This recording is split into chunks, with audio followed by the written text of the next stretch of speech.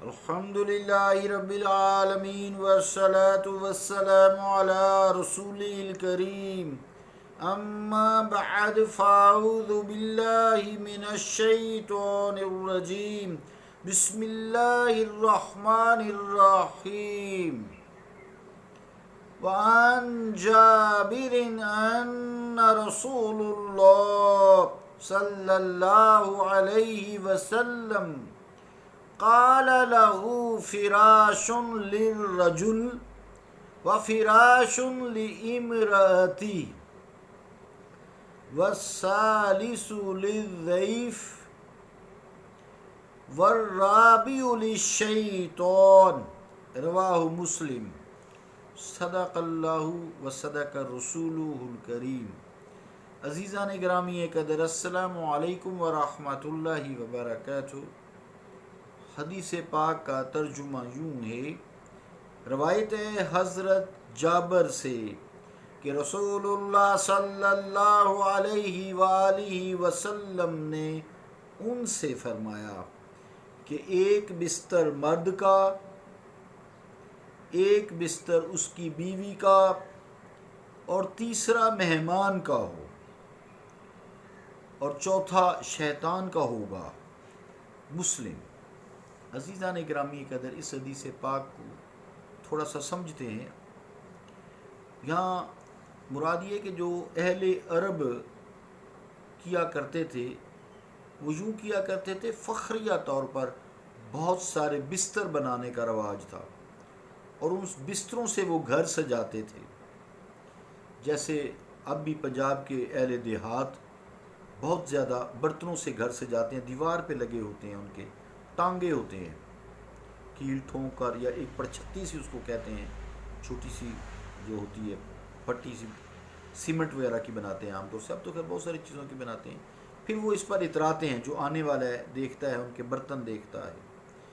تو اس حدیث پاک کا مقصد یہ ہے کہ صرف 3 قسم کے بستر رکھو، 3 قسم کے بستر رکھو، ایک اپنے لیے، بیوی بچوں کے لیے، اور بقدر ضرورت مہمانوں کے لیے۔ اس حدیث پاک میں بستر کی قسمیں مراد ہیں، تعداد مراد نہیں ہے۔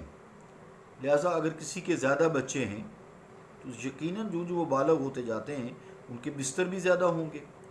پھر مہمانداری ہے گھر میں، وہ آتے جاتے ہیں تو ان کے لیے بھی گرمی سردی کے بستر رکھنے پڑتے ہیں،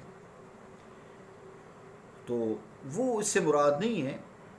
اور یہاں چوتھے بستر سے مراد یہ ہے کہ فالتو ہو، جو بلا ضرورت ہو، جو بلا ضرورت نہیں ہے وہ شیطان کا بستر نہیں ہے۔ محض فخر اور بڑائی کے اظہار کے لیے جو رکھا جائے وہ شیطانی بستر ہوتا ہے، خواہ ایک ہو چاہے زیادہ ہوں۔ جیسا کہ کہا کہ یہ یہاں بستر سے مراد تعداد نہیں ہے بلکہ ان کی قسمیں ہیں، اور پھر سب نیت پہ کا فرق ہے، یعنی تکبر، شیخی، ریاکاری کے لیے نہ ہو۔ یہاں بستر سے مراد یہ ہے، چوتھے بستر سے مراد تو شیطان تکبر بھی پیدا کرتا ہے، ریاکاری بھی پیدا کرتا ہے، شیخی بھی پیدا کرتا ہے، تو اس کا محرک شیطان ہی ہوتا ہے، اس لیے اسے شیطان کی طرف نسبت دی گئی ہے اس حدیث پاک میں۔ بعض شارحین نے اس حدیث کی بنیاد پر فرمایا ہے کہ مرد کو بیوی سے الگ سونا چاہیے، لیکن یہ درست نہیں ہے، ساتھ ہی سونا ممنوع ہے، کیونکہ حضور کریم علیہ الصلوۃ والسلام نے مرد کا بستر بیوی سے الگ فرمایا ہے، مگر یہ ضعیف بات ہے، کمزور بات ہے۔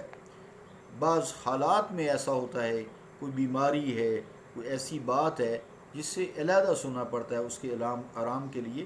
اور یہ بھی ایک بات سمجھ لیں، جیسے آج کل، پہلے یہ نہیں ہوا کرتا تھا کہ الگ الگ چارپائیاں ہوا کرتی تھیں، پھر الگ الگ بیڈ آنے لگ گئے، لیکن وہ 7 جوڑے ہوتے تھے، اب ڈبل بیڈ ہوتا ہے، تو اس پہ دونوں میاں بیوی سو سکتے ہیں، کوئی ایسی بات نہیں ہے، کوئی منع نہیں ہے، کوئی ایسی بے حیائی والی بات بھی نہیں ہے۔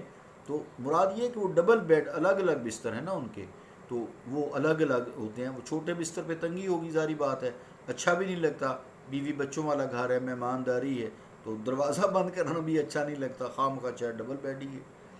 تو بہرحال یہ بہت ساری اس میں حکمتیں ہیں، اس لیے علیحدہ بستر کی اجازت دی گئی ہے کہ اگر مرد کو کوئی تکلیف ہے، کوئی عورت کو تکلیف ہے تو اس کے ساتھ الگ رہے، تاکہ اس کو آرام ملے، اس کی بیماری میں آرام ملے، یا وہ پڑھتا ہے تو پھر الگ رکھے کہ وہ پڑھنے والا ہے، مرد پڑھتا ہے، جیسے قرآن حفظ کرتا ہے، کوئی دینی تعلیم دیتا ہے، کوئی دنیاوی کی تعلیم دیتا ہے۔ اچھے لوگ جو ہیں موجودہ دور میں اب شروع ہو گیا ہے کہ دوران تعلیم ہی اپنے بچوں کی شادی کر دیتے ہیں، لڑکیوں لڑکوں کی، تاکہ وہ مختلف قسم کے شیطانی فسادات سے بچے رہیں۔ خاوند بیوی کا ایک بستر پر سونا حدیث پاک سے ثابت ہے، اس کے متعلق بہت ساری احادیث مبارکہ آئی ہیں۔ اللہ تعالیٰ دین کی سمجھ عطا فرمائے، اور اللہ تعالیٰ ہمیں اس پر عمل کرنے کی بھی توفیق عطا فرمائے۔ صلی اللہ تعالیٰ علی رسول خیر خلقہ محمد وعلی آلہ واصحابہ اجمعین برحمتک یا ارحم الراحمین۔